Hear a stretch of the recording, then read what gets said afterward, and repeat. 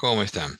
Vamos a hacer una clase corta hoy día con el doctor Bellodas les va a hablar de fármacos gastrointestinales, sobre todo antiulcerosos. Y como ven en el chat les he enviado, así como también se lo he enviado a su delegado para que lo difunda, ya las tres primeras lecturas. Les explico rápido, vayan leyendo. Las dos primeras son una sobre efectos adversos de IECAS y ARAS y el otro sobre mecanismos de acción de diuréticos, ¿no? Entonces, esas dos van a constituir una nota adicional que ya les voy a indicar cómo se va a promediar.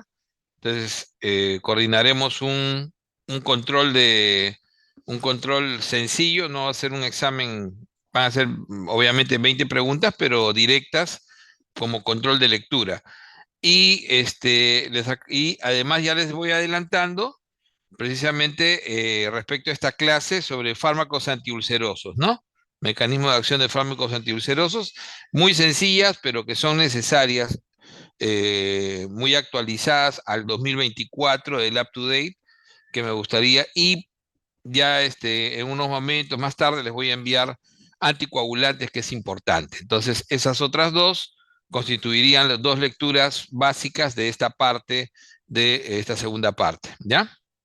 Entonces, ya les voy a mandar un procedimiento de cómo se va a hacer esto, no se preocupen. Lo más importante es que vayan ya leyendo, si no, ya les dije que si no dominan el inglés, es buen momento para que lo dominen. Si tienen acceso al Up to Date, creo que el Up to Date, busquen el archivo y creo que también tiene la opción de que les dé la traducción directa. Entonces, la verdad que sé que lo hacen también, no, nunca lo he hecho. Yo siempre prefiero leerlo en el idioma original porque generalmente las traducciones a veces confunden algunas palabras y nos llevan por destinos diferentes. Y no es broma, en los exámenes, por ejemplo, de residentado y de NAN, yo tengo severas críticas a muchas preguntas que han sido mal traducidas. O sea, no, son preguntas que se han hecho en exámenes en otras partes del mundo, su idioma original en inglés, y han sido traducidas, o sea, como se dicen, googleadas. Y en esa mala traducción, pues se confunde completamente la pregunta. Por ejemplo, confundir severo con grave y cosas como el estilo, ¿no?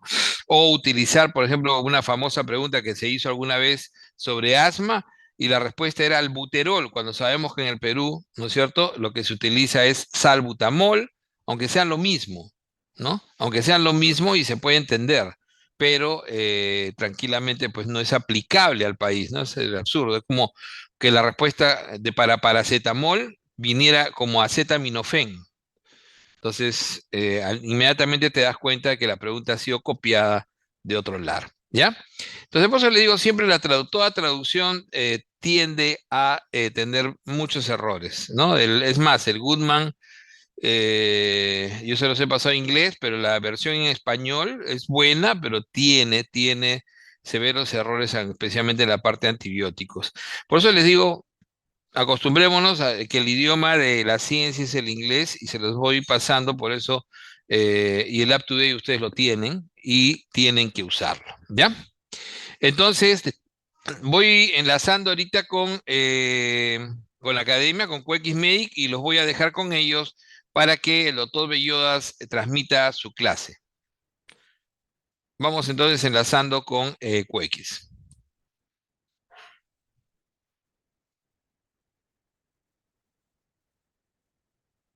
A ver, Pepe, iniciamos la transmisión.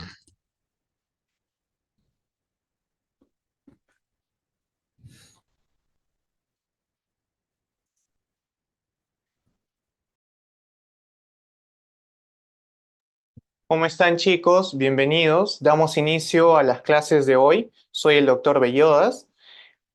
Vamos a empezar con farmacología, inhibidores de bomba, antagonistas H2, antiácidos y gastroprotectores, ¿no? Vamos a empezar.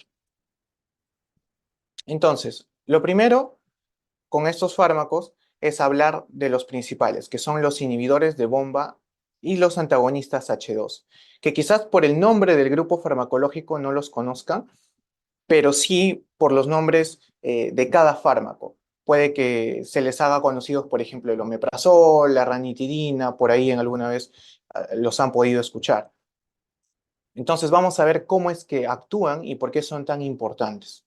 Dentro de todos los trastornos y las enfermedades que existen en el aparato digestivo y los fármacos que se utilizan, ¿no? Este grupo de fármacos, sobre todo, son los que se utilizan para la enfermedad llamada ácido péptica. La enfermedad ácido péptica tiene relación con el desequilibrio entre los factores protectores de la mucosa gástrica y los factores que lesionan la mucosa gástrica, lo cual lleva a una destrucción, a una ulceración de la mucosa gástrica. Por eso muchas veces la enfermedad que se produce se denomina úlcera péptica, cuyas principales localizaciones son a nivel del estómago, por eso se llama úlcera gástrica, y a nivel del duodeno, por eso se llama úlcera duodenal. Para evitar que el ácido lesione la mucosa gástrica y lesione el epitelio del intestino delgado, es que utilizamos estos medicamentos. ¿Cuáles son estos medicamentos? Que protegen a los epitelios del estómago y del intestino. Esos medicamentos son los antiácidos, los bloqueadores H2, vamos a ver que la H se refiere a los receptores de histamina. Los inhibidores de la bomba de protones. La bomba de protones es la encargada de liberar hidrogeniones y recuerden que el hidrógeno es parte importante para formar el ácido clorhídrico. El ácido clorhídrico, que es HCl, tiene al hidrógeno y tiene al cloro. El hidrogenión es liberado o excretado por la bomba de protones. Por eso es que al inhibir la bomba de protones, inhibimos el hidrogenión, inhibimos la formación de ácido clorhídrico, por ende ya no se lesiona la mucosa. También tenemos agentes protectores de la mucosa, que tienen diferentes formas de acción, pero al final el efecto va a ser el mismo, que es proteger a la mucosa tanto del estómago como del intestino.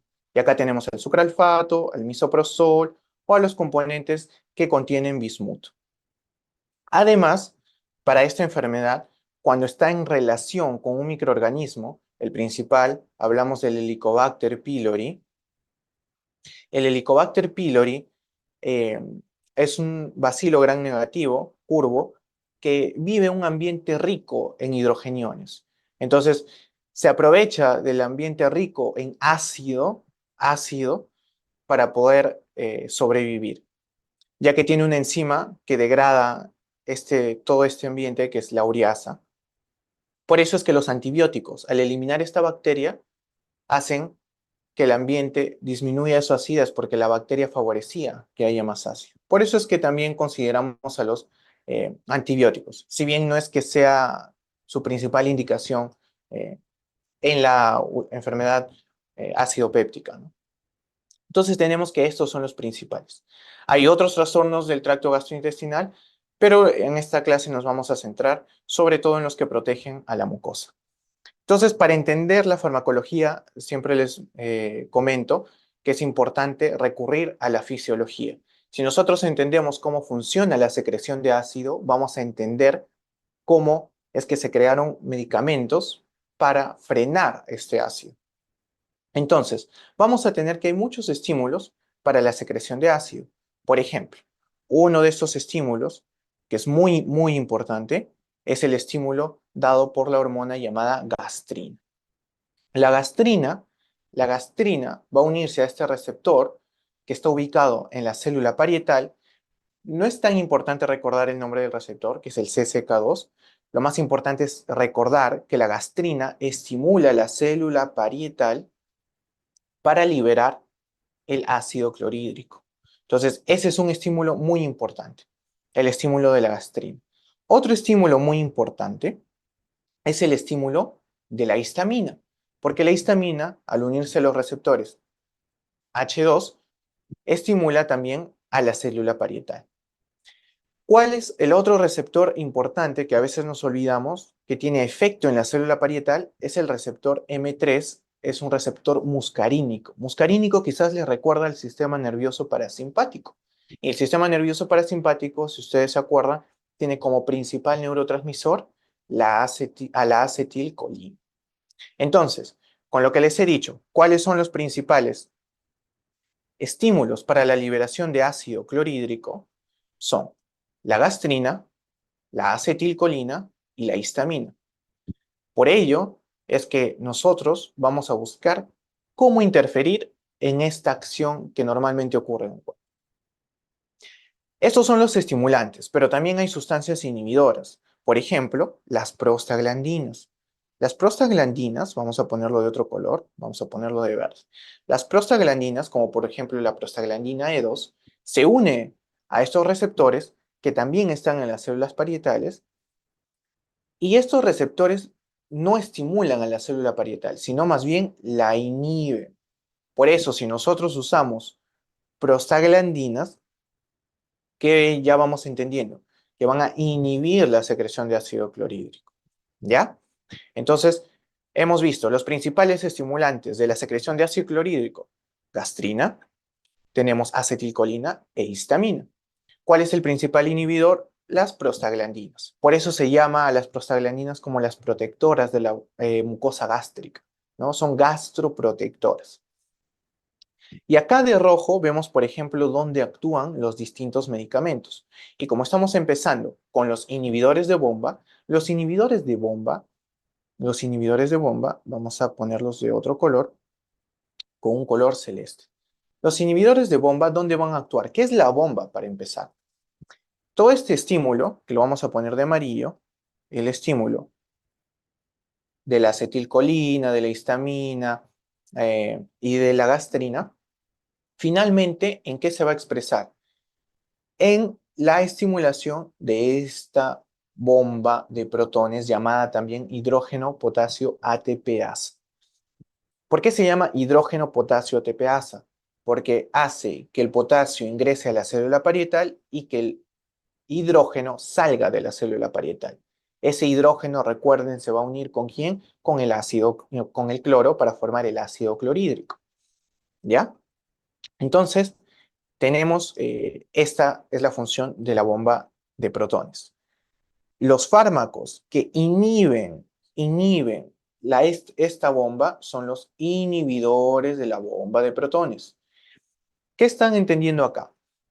Que no importa que el estímulo venga de la gastrina, no importa que el estímulo venga de la acetilcolina, no importa que el estímulo venga de la histamina, los inhibidores de la bomba de protones van a inhibir cualquiera de esos tres estímulos, porque está actuando en eh, en el agente final de todo el proceso de la liberación del hidrógeno. ¿Ya? Eso es muy importante que lo recuerden. Por eso es que son considerados los más potentes, los agentes más potentes que antagonizan la acción del ácido clorhídrico, ¿ya? Y lo voy a poner acá para que lo recuerden. Son los agentes más potentes. Listo. Los inhibidores de bomba de protones, también llamados por sus siglas IBPs, ¿no? Listo. Y los otros que dijimos son los antagonistas H2. H2 viene de H, viene histamina. Los antagonistas H2 actúan en el receptor que se une a la histamina. Entonces los vamos a ver con resaltador, los vamos a ver acá. Antagonistas H2. Los antagonistas H2, al actuar en el receptor de unión histamina, lo que hacen es inhibir el estímulo histamínico que se da a la célula parietal, pero no inhiben el estímulo ni de la acetilcolina ni de la gastrina. Por eso es que, si bien disminuyen la secreción de ácido clorhídrico, no son tan potentes como los inhibidores de bomba de protones. Un ejemplo de un antagonista H2 es la ranitidina. Un ejemplo de un inhibidor de bomba de protones es el omeprazol. Estos son los fármacos más comúnmente utilizados. Y ahora entendemos por qué uno es más potente que el otro, ¿no? Entendiendo la fisiología. Vamos a volver a este esquema, vamos a seguir conversando sobre esto conforme veamos más medicamentos, ¿ya? Por ahora vamos a empezar a hablar de estos. Entonces, los inhibidores de bomba, como su nombre o como lo dijimos en un momento, son los supresores más potentes de la secreción de ácido clorhídrico. ¿Por qué? Porque inhiben el estímulo de la gastrina, inhiben el estímulo de la histamina e inhiben el estímulo de la acetilcolina. Es por eso que son los más potentes. También, ojo con esto, disminuyen la producción diaria de ácido, pero no es cualquier producción, es la producción basal y la producción estimulada. ¿Ya? Esto es importante porque explica por qué son tan potentes, porque como vamos a ver más adelante, los antagonistas de los receptores H2 solo inhiben la secreción basal. Entonces, ya tenemos otra diferencia. Los de las bombas de protones es la basal, la que solemos tener, ese estímulo que siempre tiene la célula parietal, y, y el estímulo, valga la redundancia, ¿no? Que ocurre sobre todo con la ingesta de alimentos para aumentar la secreción de ácido clorhídrico. En esos dos escenarios es que actúan los inhibidores de bomba de protones. Todos los inhibidores de bomba de protones tienen una eficacia equivalente, en dosis equivalentes. Eso quiere decir que llegan a tener en algún momento, solo modificando la dosis, un efecto similar, una eficacia similar. ¿Ya? Son equivalentes de alguna manera. Y estos medicamentos son profármacos. ¿Qué significa que sean profármacos? Quiere decir que requieren la activación. La activación, por ejemplo, tenemos el fármaco, necesita activarse, sobre todo, por ejemplo, en este caso, puede ser por una enzima. En el caso de estos medicamentos, se activan por el medio ácido, por la alta concentración de ácido, y es recién ahí donde entran a su forma activa, ¿no? Al verdadero compuesto activo que realiza su efecto, que es la inhibición de la bomba de protones. Ejemplos de estos medicamentos. Tenemos el ansoprazol, el omeprazol, rabeprazol, pantoprazol, ¿no? Principalmente estos. Y como vemos, el que suele ser más utilizado es el omeprazol. Como dijimos, necesitan un pH ácido, porque esto es lo que los ayuda a activarse, ¿no? Eh, Deberían administrarse lo recomendable es 30 minutos antes de las comidas. Por eso es que usualmente se toman en ayunas o antes del desayuno o del almuerzo de la cena. De preferencia en ayunas, como el omeprazol, por ejemplo. Son metabolizados también por las enzimas del citocromo P450 o CYP hepáticas, sobre todo estas dos. Eso es importante que lo recuerden, sobre todo el CYP1219, pero sobre todo el CYP3A4, porque hay muchos medicamentos que utilizan esta vía. Entonces interactúan con los inhibidores de bomba. Eso es muy importante para calcular las dosis, porque por ejemplo, imagínense que una persona usa anticonvulsivantes. Algunos anticonvulsivantes tienen esta ruta también. Entonces, si los inhibidores de bomba interfieren, pueden aumentar o disminuir la concentración de los otros medicamentos y va a ser o que tengan mucho efecto o que tengan poco. Y es lo que uno no quiere cuando da algún tratamiento, ¿no? Acá vemos, por ejemplo, los principales inhibidores de bomba de protones, su biodisponibilidad, ¿no? Su tiempo de vida media, su tiempo para realizar su acción, que es el tiempo máximo, y las dosis que se suelen utilizar, ¿no? Entonces, esto para que lo puedan comparar entre ellos, ven, por ejemplo, cuáles son los que tienen mayor biodisponibilidad, como el lansoprazol, ¿no? Y ven las dosis de algunos para que se vayan familiarizando, ¿no? Como por ejemplo el omeprazol de 20 a 40 miligramos por día. Ahora tenemos al otro grupo, los antagonistas del receptor, los receptores histamínicos. Esos inhiben la producción del ácido ¿cómo? Al competir de manera reversible con la histamina, ya que se unen a los receptores H2. Los receptores H2, ¿dónde se encuentran? En las células parietales. Son menos potentes que los inhibidores de bomba de protones, pero de todas formas suprimen la secreción del ácido, ¿no? Recuerden que si bien no interfieren con el estímulo de la gastrina ni de la acetilcolina, el estímulo de la histamina igual es muy importante. Tanto así que se considera, perdón, que se considera un aproximado de un 70%, ¿no? De la acción del ácido gástrico estimulada por la histamina. Entonces también es muy, muy importante el efecto que realizan estos fármacos. Aquí tenemos, por ejemplo, la cimetidina, la ranitidina, la famotidina, la anisatirina. El más comúnmente utilizado, la ranitidina, ¿no? Ahora, acá vemos, por ejemplo, los momentos del día en que se secreta mayor ácido. La línea del ácido, vamos a ver, la línea del ácido vendría a ser la línea roja, esta línea roja, y acá tenemos, ¿no? Por ejemplo, las horas, la hora del almuerzo y la hora de la noche, que es generalmente donde hay estos picos, ¿no? Estos picos de un aumento del pH, de liberación de hidrogeniones, que es lo normal. Y aquí vemos cómo es que inhiben la acción del ácido estos medicamentos. Por ejemplo, cuando dice PPI se refiere a los inhibidores de bomba. Ven que el ácido prácticamente lo neutralizan, por llamarlo así, o lo inhiben durante todo el día. Solo hay un pequeño pico en la noche. Y esto es gracias a que inhibe la ruta común, que es la eh, potasio hidrógeno ATPasa, ¿no? Es por eso que son los más potentes, más potentes. Y vemos a los antagonistas de los receptores de histamina que, si bien suprimen la acción del ácido, no es una supresión completa al 100%, ¿no? Porque vemos que hay picos, por ejemplo, en el almuerzo, vemos que hay picos en la tarde, vemos que hay un pico nocturno también. Entonces, si bien disminuyen la concentración de ácido, eh, no es tan potente como los inhibidores de bomba. Acá tenemos los representativos de cada uno, el omeprazol y la ranitidina.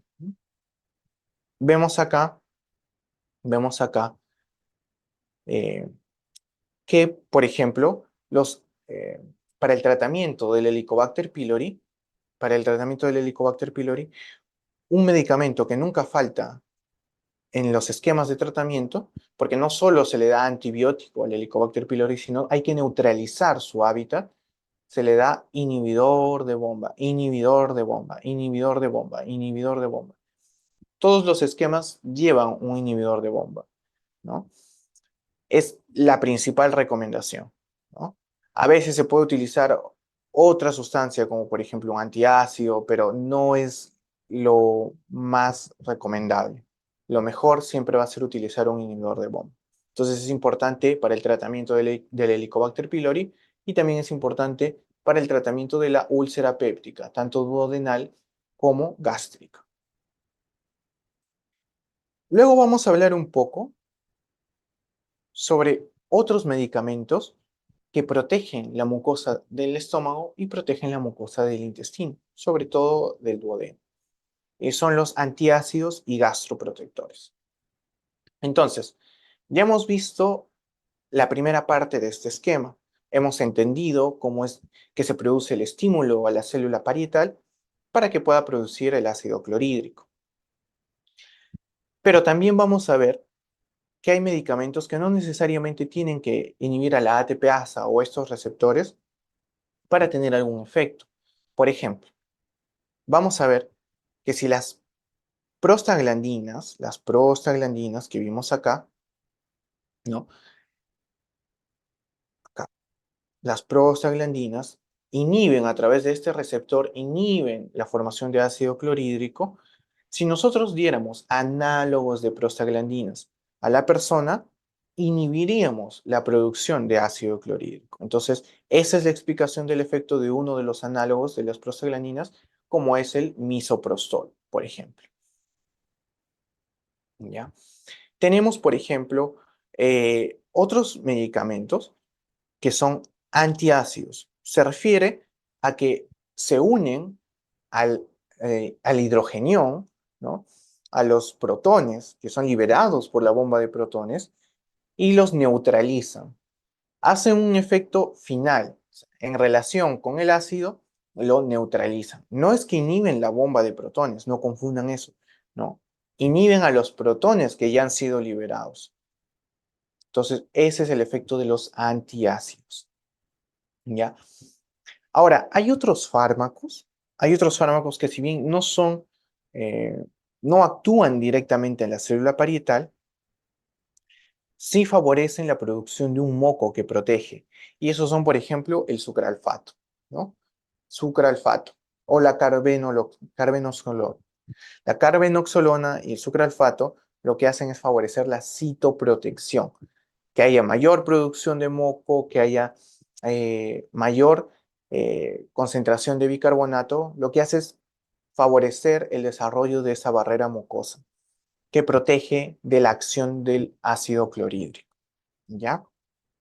Entonces, estos principalmente. Y vamos a hablar de cada uno de ellos. El misoprostol es un análogo de prostaglandina, ¿no? Recuerden, análogo de prostaglandina, de la prostaglandina E2. Tiene una administración rápida.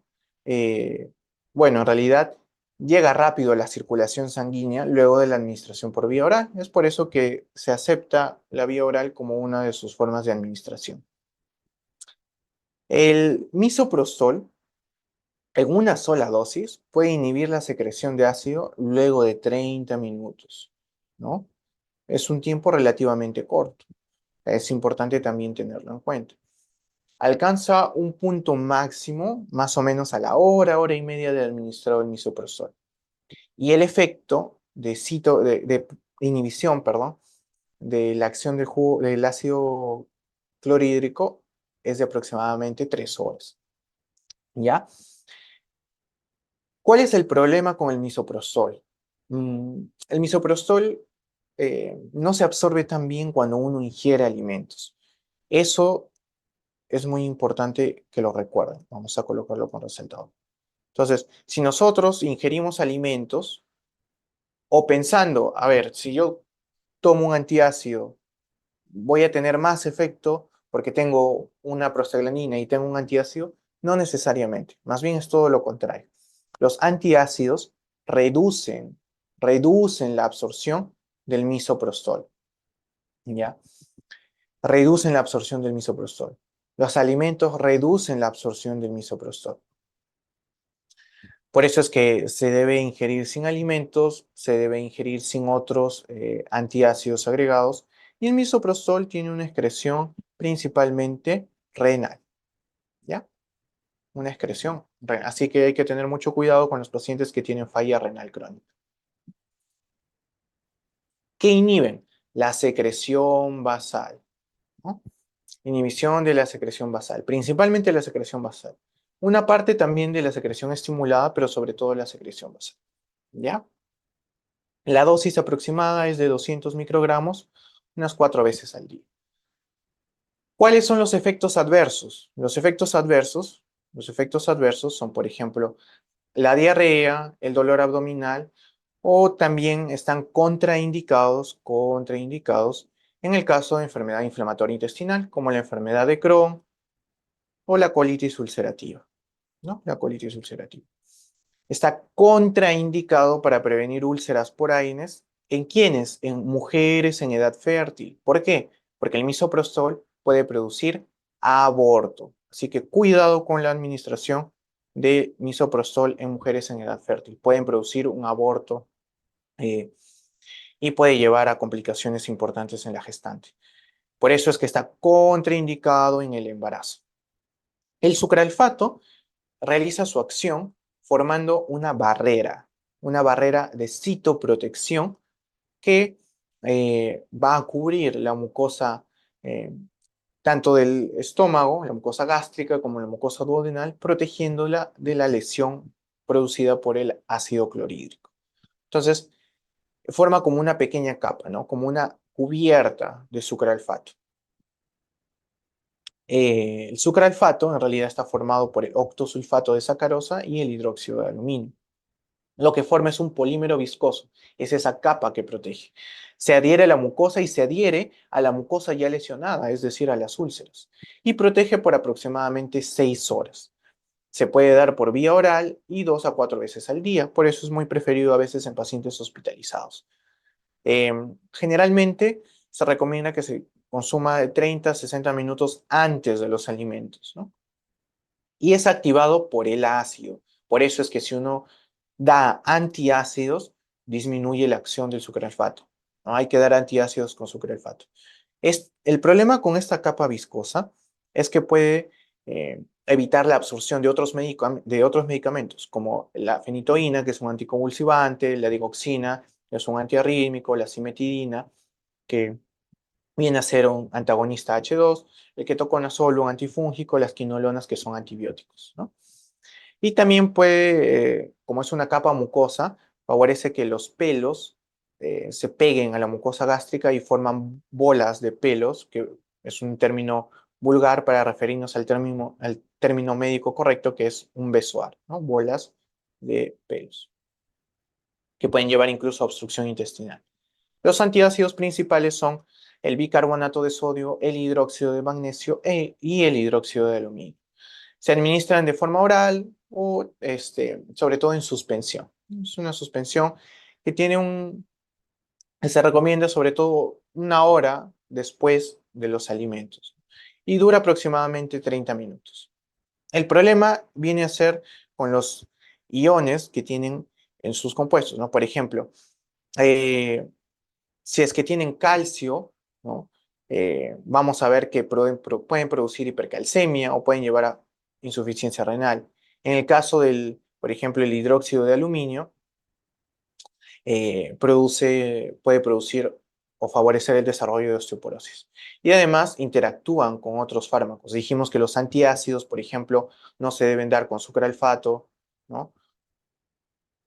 Porque al contrario de lo que uno pensaría, no ayudan a su absorción.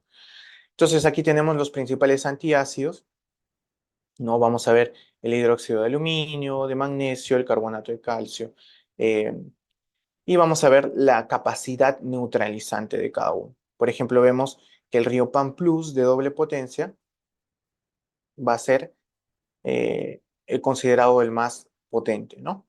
Después del Melox, que es el que está ahí. Entonces, con eso tenemos descrita la primera parte de las clases del día de hoy. Los dejo con un pequeño break de unos minutos y luego van a seguir con farmacología, fármacos en ginecología a cargo del doctor Ochoa. Muchas gracias por su atención.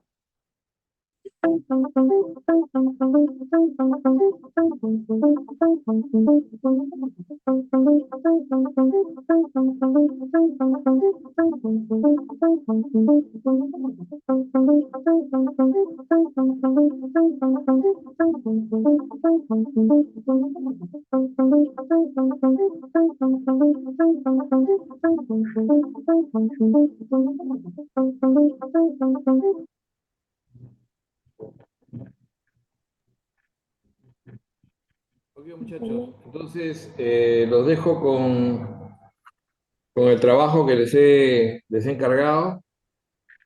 Nos vemos el próximo jueves. Cual- Cualquier duda me la envían con su delegado. ¿Ya? Sí, está bien. Ok, Gracias. ok, hasta luego. Hasta luego, maestro. Hasta luego, doctor.